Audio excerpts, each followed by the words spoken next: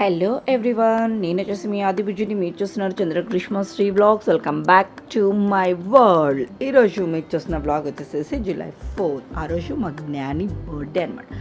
So birthday baby అయితే evening 4 o'clockకి మా ఇంటికి అయితే వచ్చింది. కేక్ అండ్ చాక్లెట్స్ తీసుకొని మా ఇంటికి అయితే వచ్చింది. జ్ఞాని అంటే మా మనవరాలు అన్నమాట.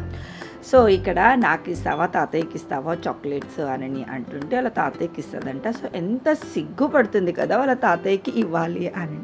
సో ఇక్కడైతే మేమిద్దరం బ్లెస్సింగ్స్ ఇస్తున్నాం. రెడీ 1 2 3. జ్ఞానాంబ బాగా చదువుకుని ఇంజనీరింగ్ అయ్యి బాగా డబ్బు సంపాదించు.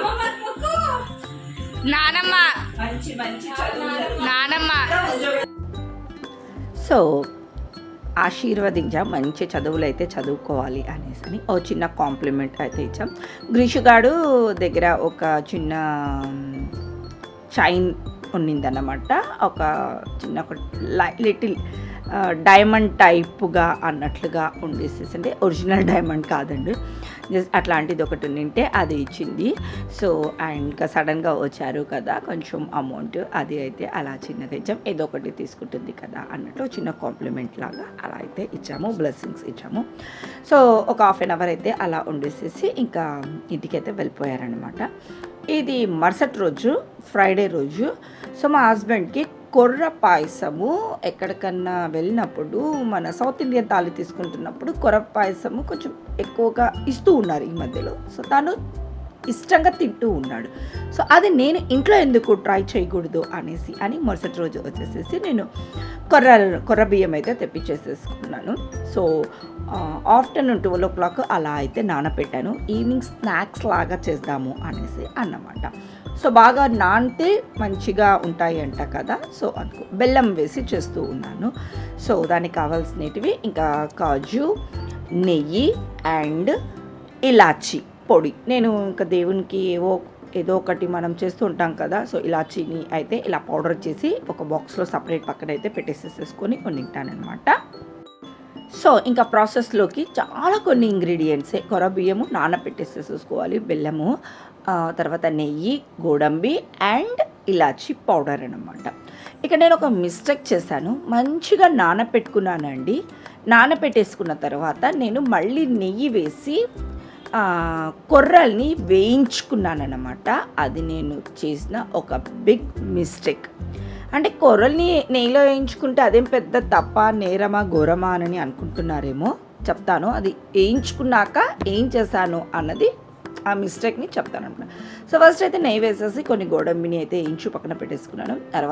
తర్వాత అదే పాన్లో నెయ్యి వేసేసి ఏదైతే నానబెట్టి ఉంచుకున్నానో కొర్రలను, సో వాటిని అయితే వేసి వేయించేస్తూ ఉన్నాను అనమాట. సో బెల్లంని వచ్చేసేసి ఇక్కడ అంత ఇలా కట్ చేసి, ఇప్పుడు వస్తున్న బెల్లం అయితే చాలా సాఫ్ట్గా ఉంది. మరి దంచేసామనుకోండి అది ఒక రకంగా అయిపోతుంది. ఇలా నీట్గా కట్ చేసేసుకున్నాము అంటే సాఫ్ట్గానే ఉంటుంది కాబట్టి ఈజీగా కట్ అయితే అయిపోతుంది అనమాట. సో కొర్రల్ని అయితే వేయించేసాను అని చెప్పాను కదా నెయ్యిలో. ఆ తర్వాత వాటర్ వేసేసేసాను. నా తెలివి ఎలా ఉన్నింది అంటే, నేను ఫస్ట్ టైం చేస్తున్నాను, దట్టు కొర్రలతోటి నేను చేస్తున్నటువంటి రెసిపీ ఫస్ట్ ఎక్స్పీరియన్స్ అని కూడా చెప్పొచ్చు అనమాట. అంటే ఫస్ట్ టైం చేస్తున్నాను నేను కొర్రలతోటి. సో వాటర్ అయితే వేసేసుకుని, ఆ వాటర్కి ఉడికిపోతుందేమో అని ఒక చిన్న భ్రమ అన్నమాట. సో ఇప్పుడు వస్తున్న బెల్లంలో కొంచెము అడుగు ఇసుక అది ఉంటుంది కాబట్టి ఒక బౌల్లో సమ్ వాటర్ అయితే వేసేసి బెల్లంని అయితే వేసాను. జస్ట్ అది కరిగితే చాలన్నమాట, అది పాకం రావాల్సిన అవసరం అయితే లేదు. సో నా కొర్రల్ని వాటర్ వేసి ఉడికించాను. ఆ తర్వాత పాలు వేసి ఉడికించేసేసి ఉడికిపోతుంది కదా అనేసి అనుకున్నాను. ఇంకా వేస్తున్నానండి, పాలు వేస్తున్నాను, వాటర్ వేస్తున్నాను, పాలు వేస్తున్నాను, వాటర్ వేస్తున్నాను. నాకైతే ఏమీ అర్థమే కాలేదు. ఉడుకుతుంది ఎంతకీ మెత్తగా అవ్వటం లేదన్నమాట. అవి అప్పటికైనా ఈ మట్టి బుర్రకు తెలివి వచ్చి ఉడకలేదు కదా, అవి చిన్నగా ఉన్నాయి కదా, ఈజీగా ఉడికిపోతాయని ఒక భ్రమ అనమాట. ఉడకలేదు కదా, కనీసము కుక్కర్కి వేసి ఉడికేసుకుందాం అనుకోలేదు. ఎందుకు ఉడుకుతాయి అనేసి అని ఉడికించి 5 o'clockకి స్టార్ట్ చేస్తే 6 o'clockకి ఉడికినాయండి. నా కొర్రలు వచ్చేసేసి ఫైనల్గా.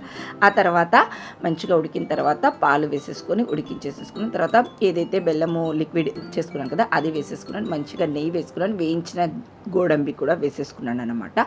సో ఫైనల్ అంటే ఒక 15 నిమిషాలు చేయాల్సిన రెసిపీని ఒక గంట సేపు ఉడికించి ఫైనల్గా ఈ స్టేజ్కి అయితే తీసుకొని వచ్చేసాను. కొర్ర పాయసం అన్నమాట. ఇంకా ఒక బిట్ అయితే ఉడకాల్సి ఉన్నింది అన్నమాట. అంత ప్రాపర్గా అయితే ఉడికిపోలేదు, కొంచెం తిన్నప్పుడు 1 ఇంచు రవ్వలాగా తగిలింది అంట. సో మా హస్బెండ్ అయితే ఇక్కడ ఆయన ఫేస్ ఎక్స్ప్రెషన్స్ చూస్తేనే చూడండి ఇంకొంచెం ఉడకాలి అని అన్నాడు. సో అప్పటికి నేను బెల్లం అది వేసాను, ఉడికింది కదా అనుకున్నాను. బెల్లం వేసిన తర్వాత కొంచెము నిలుక్కున్నట్లలా అయిపోతాయి కదా, సో అది జరిగిందనమాట. సో కుక్కర్కి వేసేసుకుంటే సూపర్ డూపర్గా అయితే ఉడికిపోతుంది. అంత మరీ ఉడకలేదని చెప్పడానికి లేదు, గంట సేపు ఉడికిందండి, మరీ ఉడకకుండా ఉంటుందో చెప్పండి. లిటిల్ బిట్ అన్నమాట, కొంచెం ఏదో రవ్వ ఎక్కడో తగులుతూ ఉన్నింది అనమాట. సో టేస్ట్ మటుకు సూపర్గా ఉన్నింది, అంటే పర్ఫెక్ట్గా. బెల్లం కూడా ఎక్కువ అని వేయకుండా మరి ఎక్కువ టేస్ట్ కోసమని మిత్తం వేస్తే కూడా బాగుండదు కదా. సో గ్రీష్ గారు డాడీ స్వీట్ తగ్గింది కదా అంటే, లేదు బిడ్డ ఇలాగే ఉండాలి, నెయ్యి అది తింటున్న కొద్దీ ఆ స్వీట్నెస్ అన్నది వస్తుంది, మరీ ఎక్కువ వేసుకుంటే కూడా బాగుండదు అని చెప్పాడు. సో ఫైనల్గా అయితే నేను చేసిన కొర్ర పాయసం అయితే సక్సెస్ అయ్యిందండి. నాలాగా మీరు మిస్టేక్ అయితే చేయొద్దండి, వేయించేసేసి అలా అయితే కాదు, అంటే నెయ్యిలో వేయించకుండా వాటర్ వేసేసి నానపెట్టాను కదా, వాటర్ వేసి ఉడికించింటే పర్ఫెక్ట్గా ఉడుకుతుందేమో, బెల్లం వేసేసరికి ఇంకొంచెం ఇట్లా అనిపించింది. సో టేస్ట్ మటుకు సూపర్గా అయితే ఉన్నిందండి.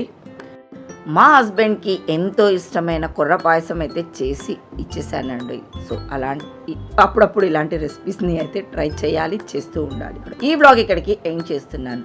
బాయ్.